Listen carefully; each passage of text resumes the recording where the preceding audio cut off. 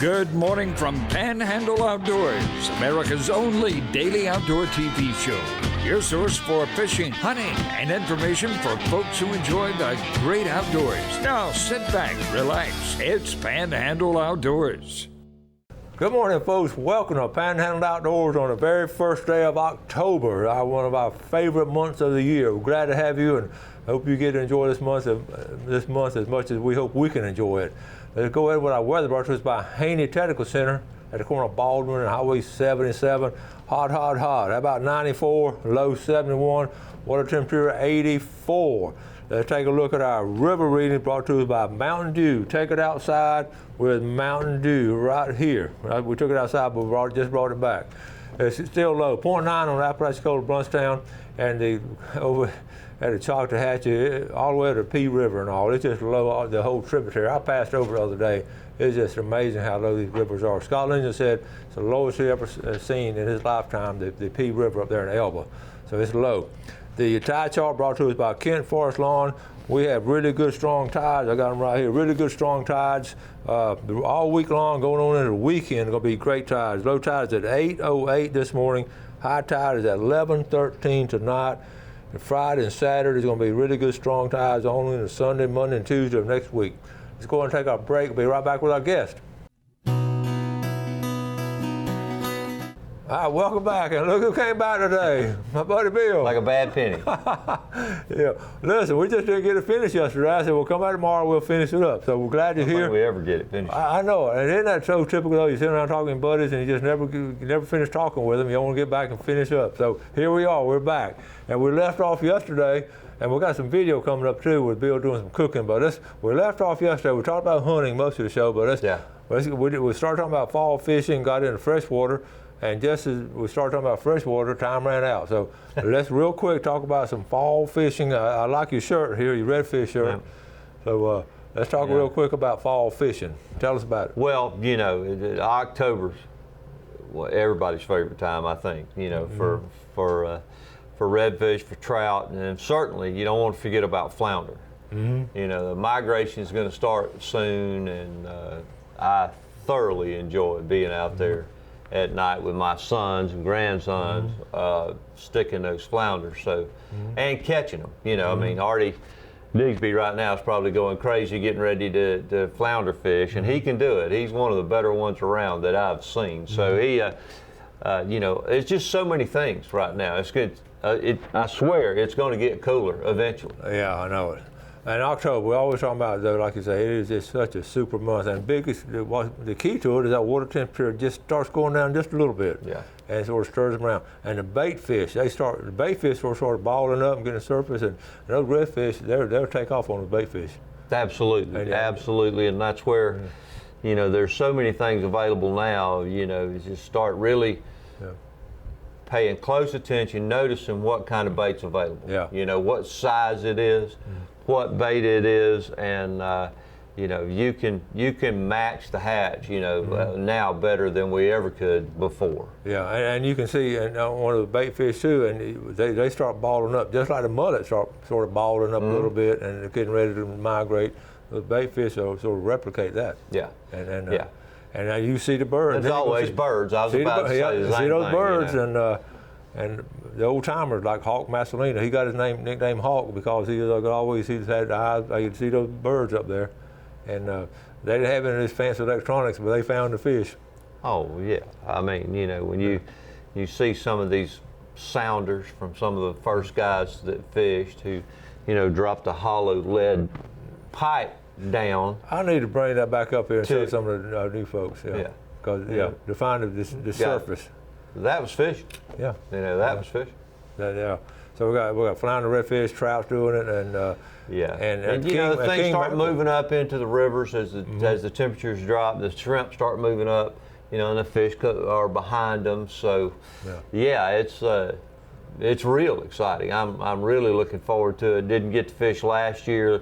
You know, love to go to Apalachicola, go down there and trout fish. Like we've shot several shows down there and fish. Yeah, but we have. Water was so high it was impossible to fish. So this year it's going to be Apalachicola Bay is going to be red hot this year. Well, we get some cold weather. Mm-hmm. That's going to be tremendous. I'm really looking forward to it. We're going to try to fit it in our very busy schedule of October.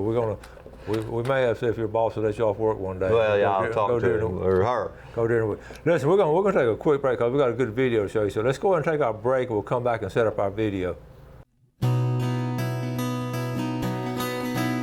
All right, welcome back. Sitting here with my fellow outdoorsman, very, very good friend, been friend for a very long time, Bill Allen. Listen, let's finish up fishing. We all want to go fishing in October. We determined that. But when we go fishing, we like to eat the fish. And we like to eat anything we get outdoors. Not redfish. Well, yeah, we don't don't keep. I have Yeah. never don't keep redfish. Well, and Bill, he did that way back. He doesn't keep redfish, but deer meat and deer sausage and all kind of. Yeah. And Bill's a consummate cooker. So we went over the other day. We've been doing this for a year or two, and we did some video. Yeah. Tell us about set up this video for us. Well, I talked about the sausage, the breakfast sausage that I did on the pellet grill that I've got, the pellet smoker. Mm-hmm. Got it from Bill Perry. I've called him Billy since I call him Billy. 45 years now, but anyway, it's his recipe. Actually, he got it from his dad, the great bird hunter and amazing wing shooter. But it's just, and I brought it up. I was heavily chastised by Jeff because I didn't bring any in. I know it. And I brought some today for Jeff, but had a lot of people asking about it. So, we were hanging out one Sunday afternoon and decided to had a camera to cook, to show how it's done. It's real easy. I'm going to be taking several of them to the mountains with me. To the camp and it's just that smoked sausage. I guess you would call it breakfast sausage. Oh, it's great too. So now instead of talking about it, we'll actually show you how Bill cooked it. So Jeff, let's go ahead and roll this video, Jeff. Hey. All right, look, come on to Bill and Donna's house, and we're going to do a cooking show. Temporary house. Yeah, that's right, temporary kitchen. But we know what a good cook Bill is and how much time it takes. So I'm just going to sit back. This is going to be sort of Bill's presentation. Yeah. I'm going to be a spectator. You just tell the folks what you're doing. Well, the last show that I did, I talked about that smoked breakfast sausage, the recipe that I got from Billy Perry, and he got from his dad.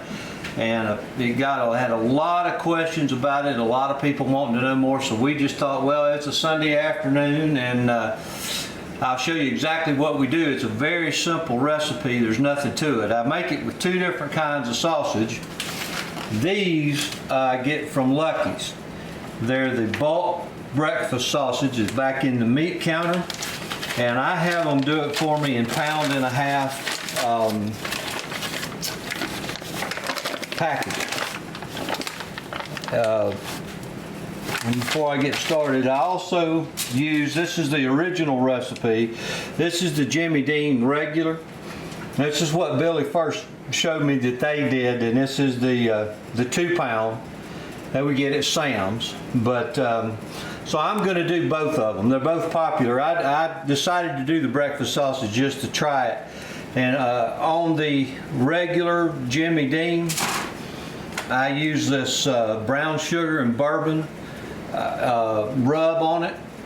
It gives it a real good flavor. It's fantastic. And then for the breakfast sausage, the bulk from Lucky's, I got this, Donna and I got this in Tennessee when we were up there. This is an apple rub, and it's really the only thing that I've used, but there is a Grill makes an apple rub, and I get these at Sam's too back in the spice department, so I'm going to use both of them, but I like to use the apple because it gives a little bit of sweetness. This can be a little bit tart sometimes, or a little bit strong, so the apple makes it work out well. Alright, so now all I'm doing is just using the paper they provided for the Lucky's to form it up. It's a little bit bigger around than the Jimmy Dean, And I did that because I wanted it to fit those great big biscuits like we have at the houseboat down there. So at this point, and again, I'm using the apple rub on this, you just coat it down real good. Make sure that, you know, it's all covered. And the ends, those are especially what people love. But the other thing I like about this is this freezes and it's just as good frozen. Wrap it, double wrap it or triple wrap it, I'll have to have done, and put it in the freezer. You can take this out, take it to the camp, take it fishing, take it wherever. You've seen us have it at the houseboat, or at least we've talked about it. But that's all I'm doing. I'm getting that good and covered right there. And actually these are going to be used, I think, next week when we all go down scalloping at the Cape. So if they make it that long. Because usually they don't. And after we taste them when they're done, you probably see why. That's all there is to it. Now I'm going to go ahead and I'm going to get the rest of them ready. There's no point I'm doing the same thing on every one of them. I'll get the rest of them ready and then I'll take it out and I'll show you how I do it on the pellet grill. It's very simple. You don't have to fool with it. If you hadn't got a pellet grill yet, you need to think about it. It's a great way to cook. So let me get these all ready and then we'll go out and put them on the grill. Alright, so we've got them all ready here to go on the smoker, the pellet grill, and these from Lucky's, and I remembered, Donna reminded me, they only had 3 pounds left, so these are 1.5 pounds a piece, and these Jimmy Dean are 2 pounds. So typically what I do with the bulk sausage is get 2.5 pounds a piece. So they didn't have it though, because if you go in the afternoon, they're probably going to be out. It's very popular. Go in the morning, go back to the meat counter, and they got it. So we're going to take these down. I've got my pellet grill on 200. It's hot today. I've got it on a smoke setting that'll produce a lot of smoke. And basically we're going to put them on for about 1.5 hours. In about 45 minutes I'll go out there and roll them a little bit, but that's all. And this is it. It's all it takes to do it. So let's take them outside and we'll put them on the smoker. All right, so this is a pellet grill. This is my Pit Boss XL. I got the big one because I got a big family, but I've got external temperature here, but then I've got an electronic temperature down here. So I've already warmed it up, and I'm only going to do this about 200.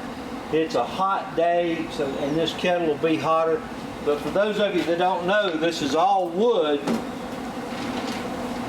and these are wood pellets, and you can get them in any flavor: cherry, hickory, pecan, whatever you want to cook with, but they're 100% wood. And what happens is there's an auger, and it will turn and put the wood into the fire pot, and it will keep it at 200 plus or minus 5 or so degrees for as long as I have it turned on and there's pellets in here. So it's fantastic, especially ribs. I love them. There's a P setting on here that I turn up a little bit, so it comes on 4 and I put it on 5. And I'm just going to set these in, and I'm going to put the smaller ones on top on the smoking rack. And the smoking rack cooks just as well as the lower rack does. But if I've got something smaller, I'll usually put it up there so my time stays the same.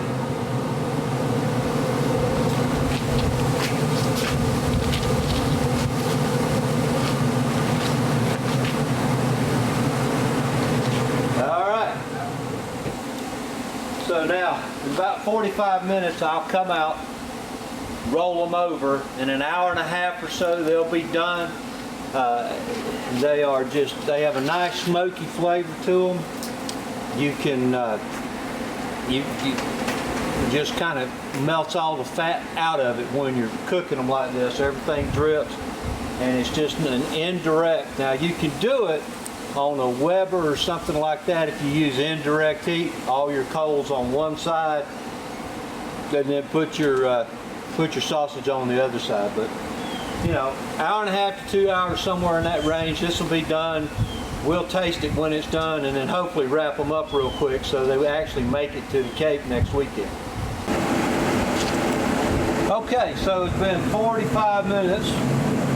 Got a nice roll going here. I'm going to turn these over for the last 45 minutes. This is debatable.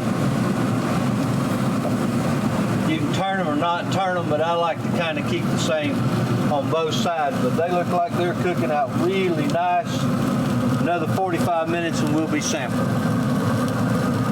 Folks, you can see now I worked really hard on this, so my last thing I have to do now is hold this tray for Bill. Go ahead. So we've been on about about an hour and a half or so at pretty much a steady 200. Man, That's what they're supposed to look like. That smells so good. This is a wonderful thing. These are food handling gloves. They'll take a lot of heat, but when you can just do it like that, woo, it's a lot easier. These things really solidify pretty good. And the best part is we'll sample them in a couple of minutes. So how long have they been cooking? An hour and a half. An hour and a half. Yeah, there's really not a whole lot to it. You set it and forget it with these pellet grills, and that's what makes it really nice. But you know, the ones I got from Lucky's are seasoned with the apple, and the other two are seasoned with the regular honey barbecue. Honey, what is it called? Brown sugar and honey. Brown sugar and honey. So we're going to take them inside, give them a try. All right. Okay. This, of course, sampling is the biggest part of this. I'm going to take a chunk out of here. Now you can see it's got a nice little smoky ring around it. We're going to cut some for tasting purposes. And this is the one with the Jimmy Dean sausage with the, I keep calling it the wrong thing, with the bourbon, brown sugar and bourbon. And then this is with the apple.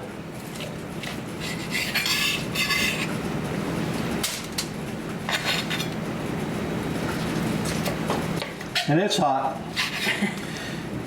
Nice and solid.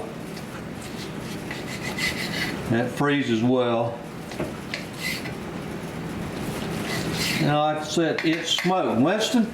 Yeah. It may still be a little hot, but I know you're first to volunteer on the tasting. Yeah, it's a tough job, but somebody's got to do it. Well, that's Which the one? apple. This is apple. That's the apple with Ooh, it's with the Lucky's. Ooh, that's good. That pass? That's good. You got to make sure. I'm doing it like that. That's good. It's really juicy, and it stay that way even after you freeze it. So, and that's the bourbon brown sugar. That's really good.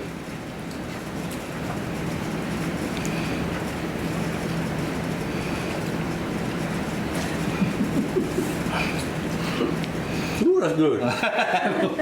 Have a little more kick to it. Yeah, they're both delicious, Bill. Now that has that little bit of sweetness to it. That's great. It's very simple.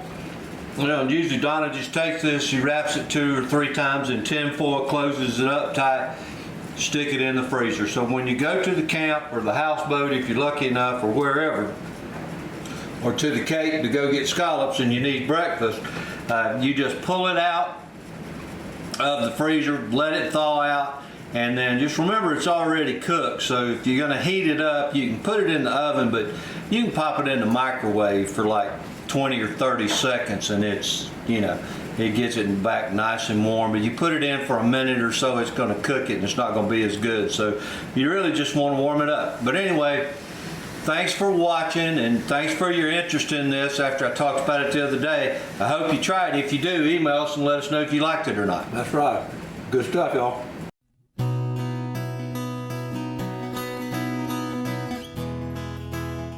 All right, welcome back, folks. Hope you enjoy that. That was some good fishing right there. I mean, good cooking. Yeah, I enjoy doing it simple. Yeah. Speaking of fishing, our fishing game times today would be 2:54 to 4:54 and 3:20 to 5:20 tonight. It's brought to us by our famous good friends, Blue Water Outriggers. And talking about famous and good things, we're always talking about our heritage and all. Yeah. And I'm gonna hold these up for you right here, then we're gonna actually show you the picture of them. You see this right here? This is a frame called wooden boats and all. Okay, this is the Dixie Queen and the Gemini Queen and all that. Okay, we're gonna talk about that. Okay, then go ahead and hold that one up.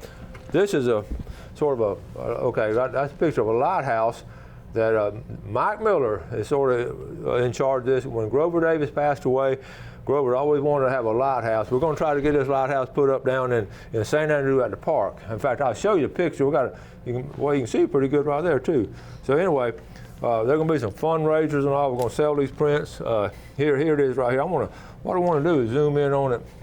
This okay, be about 75 feet high, and you see it walks through the bottom, has some plaques and all our old fishermen and all. This is all in the planning process. We got a lot of stuff going on, and I'm gonna get Mandy and Megan to come out and talk about it. But this poster here, they're gonna actually get some prints made up. That's a great poster. Isn't that, Bill? Great. It starts back at all the old Queen Fleet boats, and Jimbo actually sketched this out, had an artist go ahead and do it, and this is called Wooden Boats and Iron Men. And they'll be selling these prints as a fundraiser and all, and the architect has designed this up from Atlanta who loves the lighthouses, and this will be, you're going to hear more and more about it. We heard it first on Panhandle Outdoors because we feel so strong about our fishing and boat building heritage. Yeah, recognizing, the men who started the industry here and who literally from nothing. Yeah. It's just tremendous. Amazing so that story. we remember and recognize. And Grover always wanted to do something. He and I talked about when I was doing a book about on and on about how he wanted to sort of get me. You talk about a fascinating history. Oh man, Bill, we run out of time again. Okay, thank you, buddy. All right, we'll see. All right, thank y'all for watching Panhandle Outdoors. Do something good, fellow man. Have a great day, and God bless. Thanks for watching America's only daily outdoor TV show, Panhandle Outdoors with Winston Chester, featuring hunting, fishing, and other activities and information to help you enjoy the great outdoors. Join us next time for Panhandle Outdoors.